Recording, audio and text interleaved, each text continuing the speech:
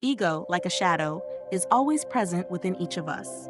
It makes us feel easily hurt by a word, a glance, or even a small action from someone else.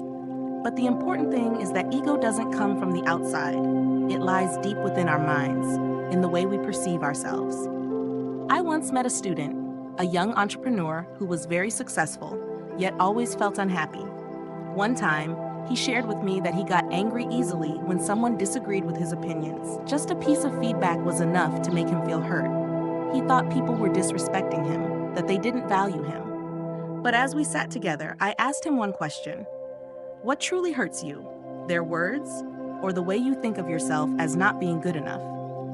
After a moment of silence, he admitted that what was truly causing him pain wasn't the others, but the ego inside him. Ego is like a foggy mirror. It prevents us from seeing our true worth. We keep trying to protect that fragile sense of self without realizing that this only adds more weight to our own shoulders. Do you remember the last time you felt insulted? What happened afterward? Did you dwell on that comment, feeling inferior, feeling hurt?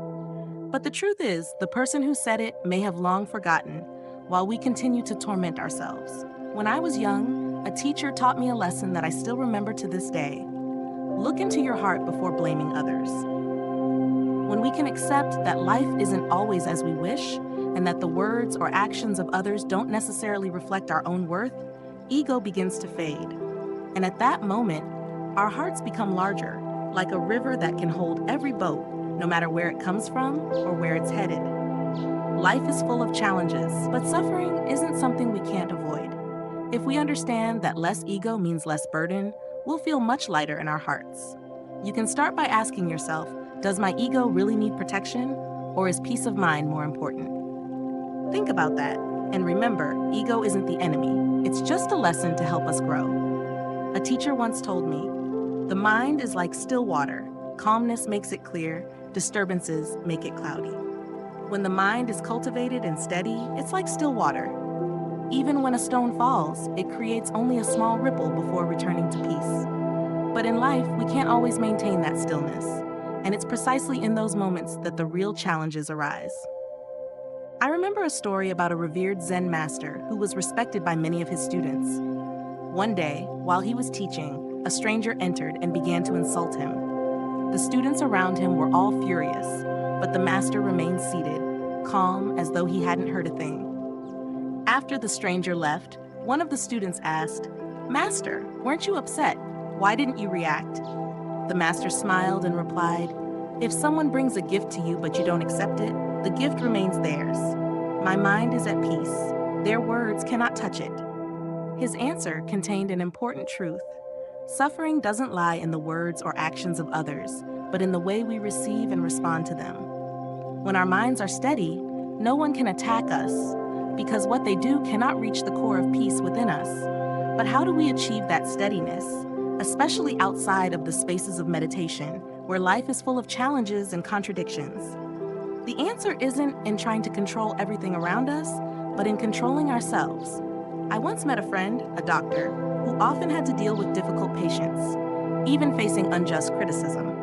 He shared that at first he felt very stressed, even losing sleep over the sense of being insulted. But later, he learned to observe his emotions, much like someone watching clouds drift across the sky. He realized that when emotions arose, instead of reacting immediately, he would take a moment to observe. This practice helped him stay calm rather than getting angry. Think about it. How many times have we gotten angry? And how many of those times did the anger actually resolve the issue? Or did it just make the situation more tense and left us feeling more exhausted? Ego is the way we protect our sense of self, but it is also the way we tie ourselves to suffering. When the mind is at peace, we will clearly see that the unpleasant words or actions of others are no longer a big issue. Anger will pass like clouds drifting across the sky, but inner peace will remain forever. This is what we need to aim for, not changing others or circumstances, but changing the way we perceive and respond. Light your own lamp and walk. Don't wait for anyone is one of the most profound teachings, and it has guided countless generations to break free from life's constraints. This reminds us that no one but ourselves can be the source of our happiness or liberation. But to truly understand this and practice it in life, we must look at ourselves honestly. I once met a young woman who shared that her life seemed to be tied to the emotions of others. Her husband, her mother, her coworkers, all seemed to determine her joy or sorrow. One day, she confided that she couldn't bear it anymore, feeling like a puppet, controlled by the way others treated her. I asked her, "If those around you change, can you be sure they will bring you happiness forever? And what if they can't change?" She was silent for a long time. That was the moment she realized that waiting for others to bring happiness to her was no different from placing her destiny in the hands of others. And they, like flowing water, are always changing. We often forget that true happiness doesn't come from the outside. The teachings of the Buddha are meant to help us turn inward, recognize the root of suffering, and from there, gradually untangle the knots in our hearts. This doesn't mean we need to distance ourselves from or sever relationships, but rather that we must understand that no one but ourselves can be responsible for our joy. Imagine this. If someone spends time each day cleaning their home, that home will always be neat and tidy. But if they constantly focus on someone else's house, complaining that it's not beautiful or expecting others to come clean their house, will that place ever become peaceful? Our hearts are the same. If we don't take time to reflect and clear away the disturbances in our minds, they will continue to cloud every aspect of our lives, from family and work to our social relationships. The story of a village chief I once met is also a testament to this. He shared that when he was younger, he often blamed others and circumstances when faced with difficulties. But one day, when confronted with a major family crisis, he suddenly realized that expecting others to change never made him feel better. From that moment, he decided to dedicate time every day to change himself, simply by sitting quietly and observing his mind. Gradually, he found that, regardless of whether others changed or not, he was able to maintain peace within himself. And the strange thing was, when he changed, the way others treated him also changed. Not because they had changed, but because he was no longer affected by negative emotions. If every day we make an effort to clean our minds, like wiping the dust off a mirror, the reflection in it will become clearer. And at that point, we will realize that true happiness is not something to be sought from the outside. It has always been within us. Perhaps many of us have experienced this feeling. In the past, we could easily overlook small things, but gradually, these things became harder to accept. The feeling of getting easily angry or irritated with loved ones and coworkers began to dominate our minds, and we felt that we were losing the peace we once had. This is not an uncommon occurrence. It's a sign that our minds are slowly being controlled by negative emotions, because we haven't spent enough time nurturing and cultivating ourselves. I once listened to the story of a young woman. She shared that recently, she felt as though everyone around her was turning their back on her. A casual remark or an unhappy glance from someone was enough to make her think they didn't like her. She began to create scenarios in her mind. Her colleagues were silently excluding her family no longer loved her, and gradually she started believing these things were true. She sank deeper into the feeling of being at fault, being ostracized, and the world around her seemed to darken. This is something many people face, especially when we allow our minds to slide into negative thoughts. A single comment or small action can be the first arrow, those things in life that don't go our way. But it's the subsequent thoughts we have, imagination, judgment, self-blame, that are the second arrow that we shoot into our own hearts, intensifying the pain. We create our own scenarios and trap ourselves in sadness and insecurity. In my work as a psychological counselor, I have encountered many patients with depression. They are so sensitive that even the mildest piece of advice is interpreted as an attack. I remember one patient sharing that when I asked her, "How are you feeling today?" she thought I was probing and trying to control her. Even though my intention was to offer support, in her mind, everything was distorted by feelings of insecurity and fear. This state of mind leads them to live in defense, feeling as though everyone around them is a threat. But what I have realized is that these thoughts don't reflect reality. They are the result of a mind in turmoil. Like muddy water, A mind that hasn't been cleaned distorts everything that passes through it, turning it negative. The story of the arrows is perfectly fitting here. The first arrow, events that happen around us, only brings the initial pain. But if we don't stop to observe and instead continue to shoot the second arrow with negative thoughts, it is we who cause the true pain. Learning to recognize and stop shooting the second arrow is the key to keeping our hearts at peace. We suffer not because reality is too harsh, but because of the mistaken imaginations and false perceptions our minds create. It's like seeing a blurry shadow in the dark and thinking it's a dangerous beast. In reality, when the light shines on it, it's just a swaying branch. But sadly, in the darkness of an unstable mind, we often turn harmless branches into enormous threats. I remember a story about a middle-aged man I once met. He came to see me with a face full of worry. He shared that he had just gone through a health checkup and the doctor had suggested additional tests to confirm the exact condition. In his mind, the words "further tests" immediately became a condemnation. I have cancer. He lost sleep for days, couldn't focus on work, and even thought about writing his will. But when the official results came back, it was a small issue, nothing to worry about. He laughed awkwardly and said to me, "I made myself suffer with baseless thoughts." This story is not uncommon. We often let our minds create worst-case scenarios, only to get lost in the suffering of our own imagination. A casual remark from someone can make us believe they look down on us, don't respect us. A moment of silence can be misinterpreted as coldness or indifference. But in reality, most of these things are simply products of our imagination, not the truth. I once heard an insightful person say, "When the mind is unsettled, everything becomes distorted.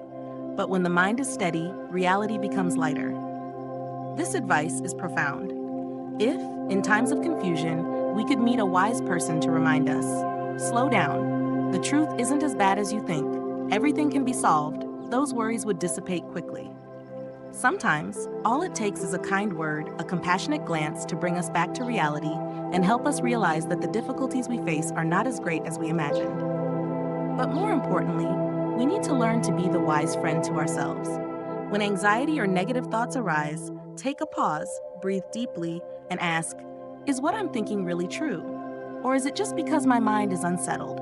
Take time to rest and relax. Don't let negative thoughts pull you into an endless spiral. Our soul, just like our body, needs care and nourishment to become stronger.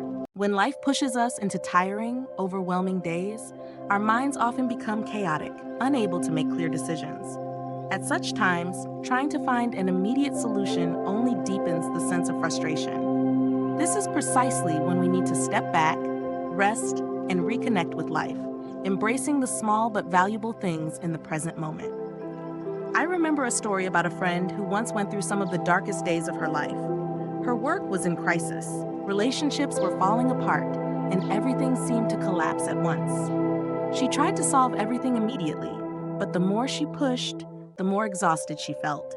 One day, a close friend with a deep life experience told her, "Let everything go for a while, at least for a few days. Don't think about it anymore. Instead, do the simplest things. Take a walk, care for the plants, cook a meal, and just breathe." She followed this advice. She spent time strolling through the park, silently observing the falling leaves, feeling each breath entering and leaving her body. She didn't force herself to think about the future or the problems awaiting her. Instead, she allowed her mind to empty completely. The strange thing was, after just a few days, when she returned to look at her problems, she realized they weren't as complex as she had once thought. Her mind was clearer, calmer, and she found a solution. This story highlights the power of rest, presence, and simplicity. Sometimes the greatest breakthroughs come when we stop overthinking, allowing our minds to return to a state of peace. When we're calm and centered, the answers are often right in front of us, waiting to be discovered. Silence is the remedy for a weary soul. When we stop and don't force ourselves to do anything, the body and mind begin to heal. It's like a river that's been stirred up. When we stop disturbing it, the water naturally becomes clear again. Sometimes the best way to solve a problem is to not solve it immediately. Set it aside, like you would place a heavy suitcase down after a long journey. Focus on the small things. sweeping the house, cooking a favorite dish, or simply sitting down with a warm cup of tea, feeling the heat radiate. These seemingly insignificant things create the foundation for your mind to slowly recover. A friend of mine, after going through a stressful period at work, decided to join a 10-day meditation retreat. At first, he shared that sitting still and observing his breath was the hardest thing he had ever done. But after a few days, he began to notice his mind calming down, and the negative emotions no longer felt as overwhelming. After completing the retreat, he looked back at the problems he once thought were unsolvable, and they seemed much simpler than before. This experience highlights the transformative power of stillness. When we allow ourselves to simply be, without rushing to fix everything, the mind finds its balance.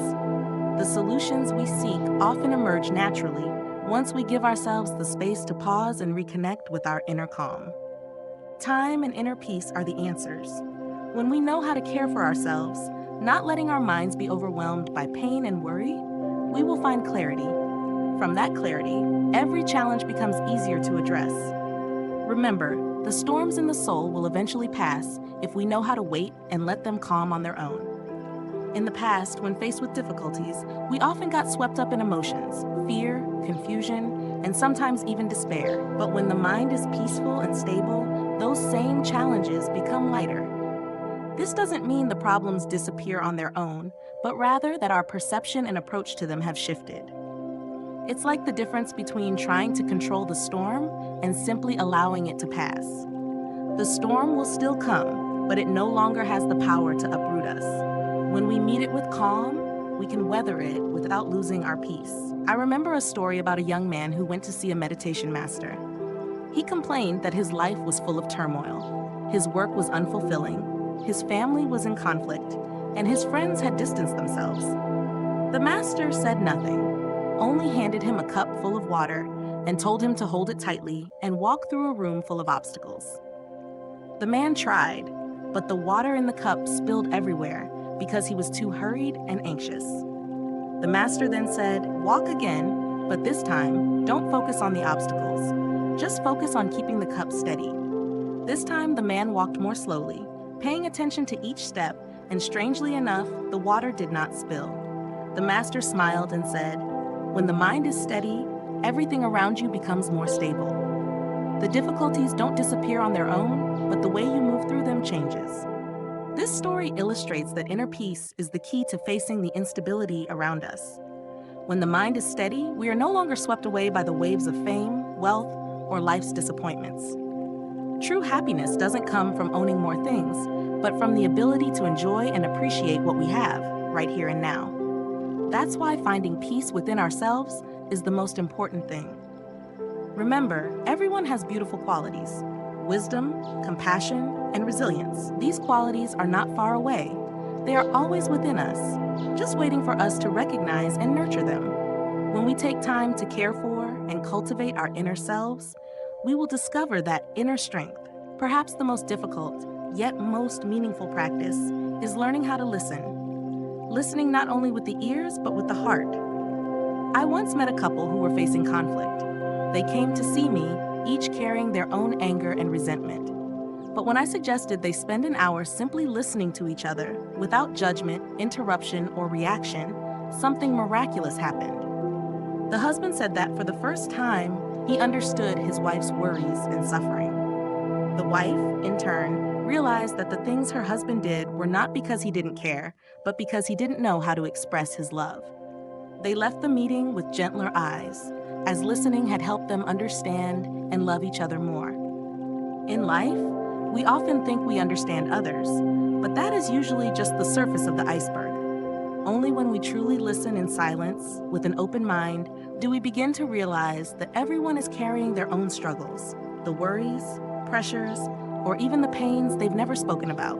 I once heard a story about an elderly woman who often snapped at her grandchildren. Her family felt dissatisfied, believing she was harsh and didn't know how to love. One day, her son patiently listened to her without judgment and discovered that she had been silently suffering from chronic pain for many years. The pain made her irritable, not because she didn't love her family. Understanding this, the son no longer blamed her.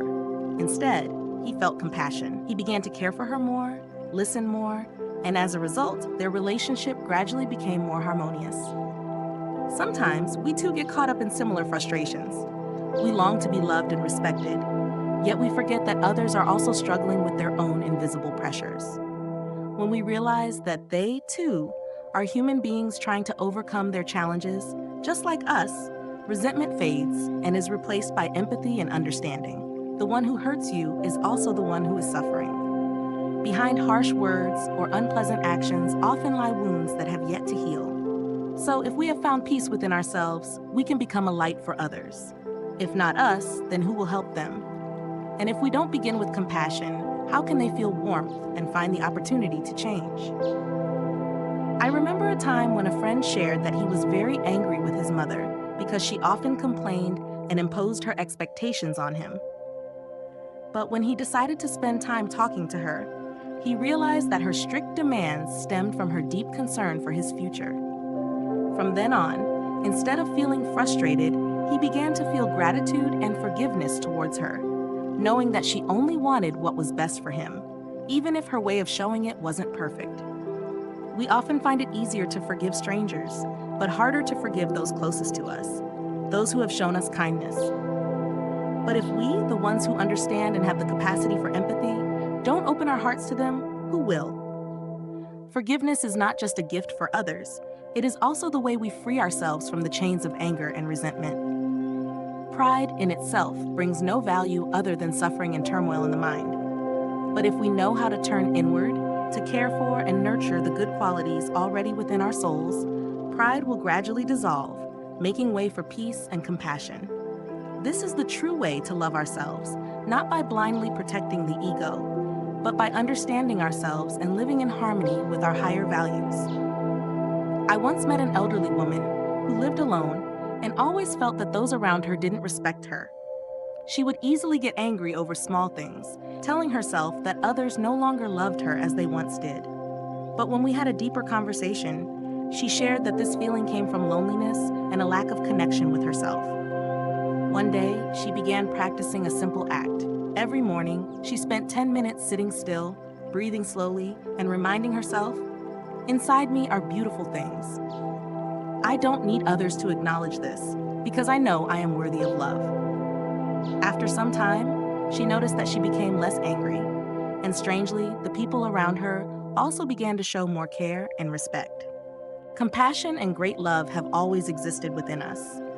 We don't need to seek them from outside. We just need to believe in them and practice connecting with them. Even when we feel full of worries and flaws, the truth is, inside us, there is always wisdom and the ability to find peace. By taking the time to return to ourselves, we will realize this. Sometimes, emotions like anger or pride make us want to sever a relationship or hold on to resentment.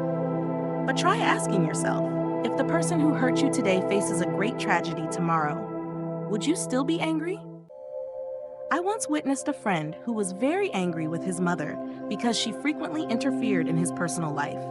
But one day, when she was hospitalized due to a serious illness, all his grievances melted away. He only wanted to be there, to care for and love her. He realized that the anger from before was fleeting and not worth holding on to. Emotions like pride or anger are just impermanent phenomena. They come and go like clouds in the sky. If we don't recognize them, they can cloud our minds, making us think they are part of our true nature. But when we step back and observe them, as if from the outside, we will realize they are merely passing visitors. Our souls are like the sky, vast and embracing, not confined by fleeting clouds. When the small ego no longer dominates the mind, we will feel a sense of lightness within. Instead of holding on to resentment, we will choose forgiveness. Instead of blaming, we will choose love. This is not only a way to free ourselves from pride, but also a path to return to our truest, most beautiful nature. When life pushes us into turbulent waves, like a serious illness or an unexpected crisis, we realize how meaningless emotions like anger, blame, or sulking become. In those moments, the only thing we want is to live each remaining moment fully, to preserve the most beautiful values in our soul, and to shed the worries that once weighed us down. I remember a story about a man I knew. When he was younger, he was very hot-tempered. always holding on to grievances and hatred. He once said, "I can't forgive anyone who hurts me. They will pay the price." But then, when he discovered he had a terminal illness, everything changed. He no longer had the time or energy to keep those grudges inside. Instead, he sought out those he had once been angry with to apologize and make peace. Miraculously, he felt much lighter.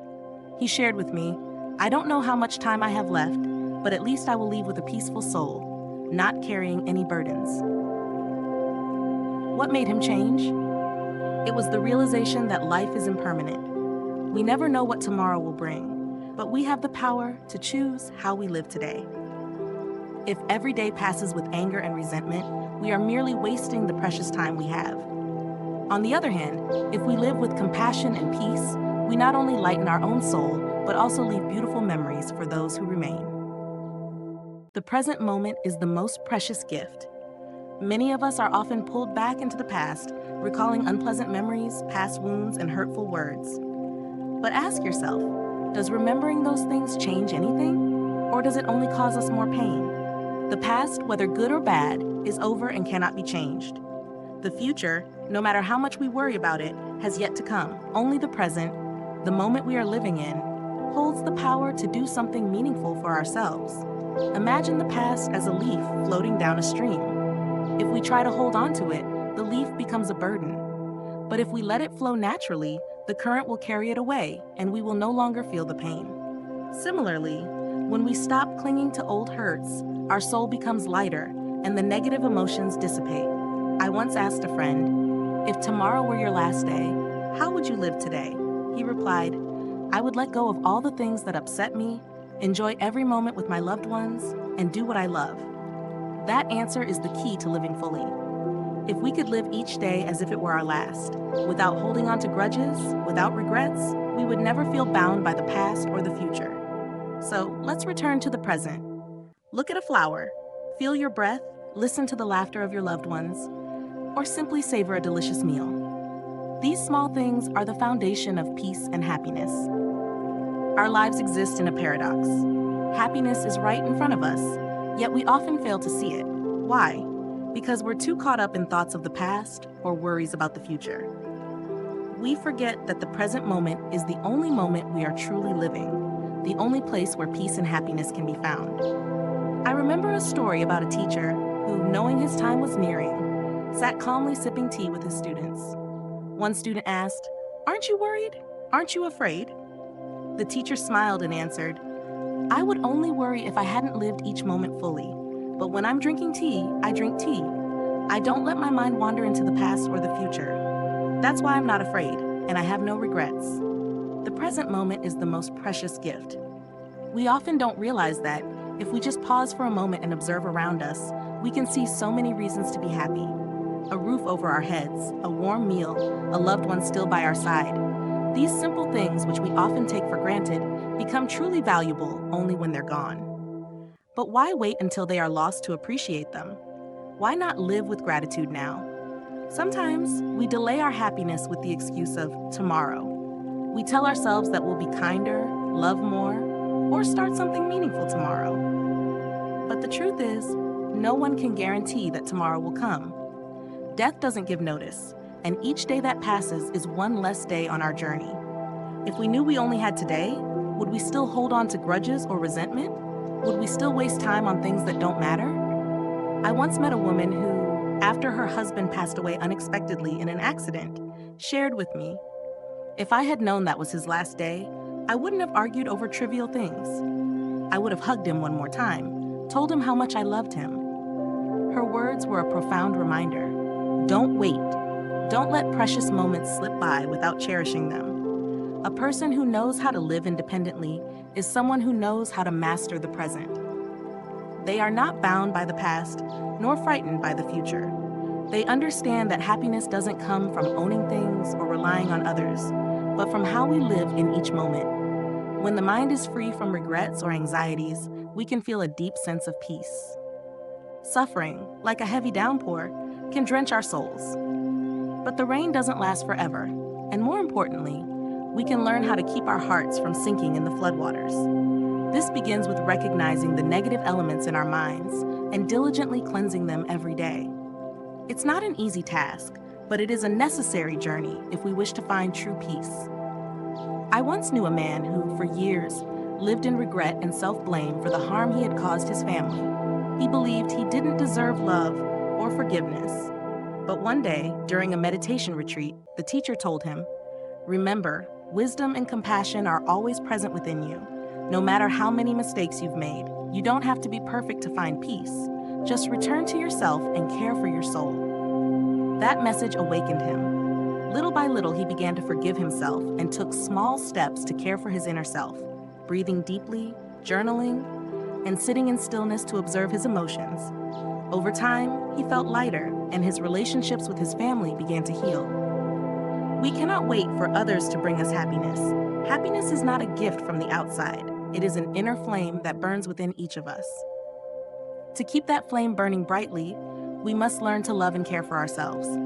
Ask yourself, have I truly taken the time to understand and heal myself? If the answer is no, then that is when you must begin. Past mistakes do not define us. We are often haunted by what has happened, by the errors we've made. But like a dusty mirror, if we take the time to clean it, the reflection will once again shine clearly.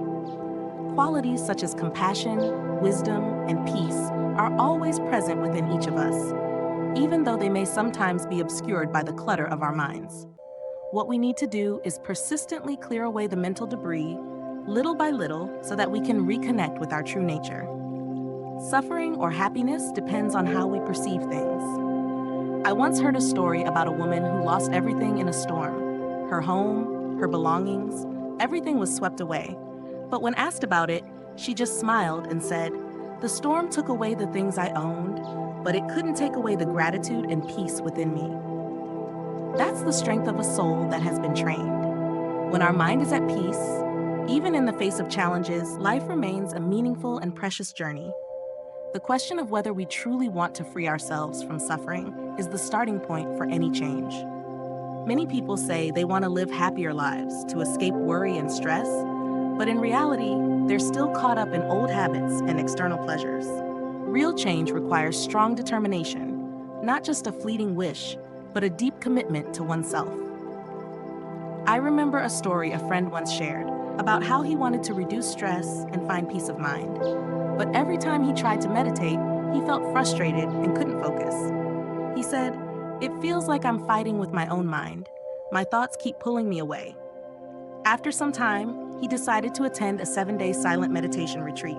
At first, he felt extremely uncomfortable. No phone, no work, no usual distractions. But by the third day, when he let go of his resistance and truly returned to himself, he realized that his scattered thoughts gradually faded away. He felt a lightness in his soul that he had never experienced before. Change needs the right environment and focus. When we place ourselves in a space where external distractions no longer have a chance to pull us away, we are forced to face ourselves. At first, this can be very difficult because we're used to seeking comfort from the outside, watching movies, browsing the internet, shopping, or chatting. But in a quiet environment, with nothing to hold on to, we slowly reconnect with our inner selves. Imagine a 10-hour day of deep focus, with nothing to do but observe yourself. Memories from the past or worries about the future may arise, but there's nothing to stimulate or nurture them. When we let go of these distractions, what remains is emptiness, and from that space, we begin to touch the true essence of who we are. This is not an easy process, but with perseverance, we come to realize that all suffering originates in the mind, and we have the power to cleanse it. Real change requires specific action. Simply saying, "I want to change," is not enough. We need to dedicate time each day to listen to and care for our soul, to reject meaningless distractions. It can start with small steps. Sitting quietly for 10 minutes each morning, writing down things we're grateful for, or setting aside one day a week to disconnect from electronic devices and spend time with ourselves. These small, consistent actions will lead to significant transformation. Belief in ourselves is the foundation. Even if we've made mistakes or carry wounds from the past, qualities like wisdom and compassion always reside within us. When we turn back to care for and cleanse our soul, these qualities will gradually emerge. This is the strength that helps us overcome suffering and find true peace. So the real question is not whether we want to escape suffering, but are we ready to commit to ourselves? Once we make that commitment and persevere, no suffering is permanent. It's all temporary, and we can master it if we're determined enough to return to ourselves. When we spend a long time turning inward, we gradually begin to feel a subtle yet profound change in our soul. At first, it might feel uncomfortable because we are so used to being pulled into external distractions, work, relationships, fleeting pleasures. But with perseverance, one day we realize that none of these things truly bring real peace. That's the moment we begin to return to ourselves. I once heard a story from a friend. He shared that in the early days, his mind kept running after thoughts, unfinished work, unresolved conflicts, or even feelings of frustration from having nothing to do. But by the fourth day, when he no longer had the energy to resist, his mind began to calm down. He felt a lightness inside, a genuine presence that he had never experienced before. He said, "For the first time in my life, I don't want to fight. I don't want to compare. I just want to sit still and feel the present moment." True freedom begins from within. When we are no longer caught up in comparisons or struggles with others, when we no longer base our happiness on external things, that is when we begin to free ourselves from invisible chains. We realize that all suffering originates in the mind, from the ambitions, desires, or fears that we create for ourselves. When we clear these away, we not only find freedom, but we also experience true and lasting happiness. Determination and method are the two core elements. No freedom comes without effort. We need a strong enough determination to face ourselves and a suitable practice method to gradually clear the mind. This could be meditation, mindfulness, or simply spending time each day observing the breath, listening to ourselves. What matters most is persistence, because the path inward is not a short journey, but a long process that requires endurance and faith in oneself. I wish you find peace and happiness on the journey back to yourself. Remember, true freedom is not far away. It is right in this moment, when we are brave enough to return and touch the true essence of who we are.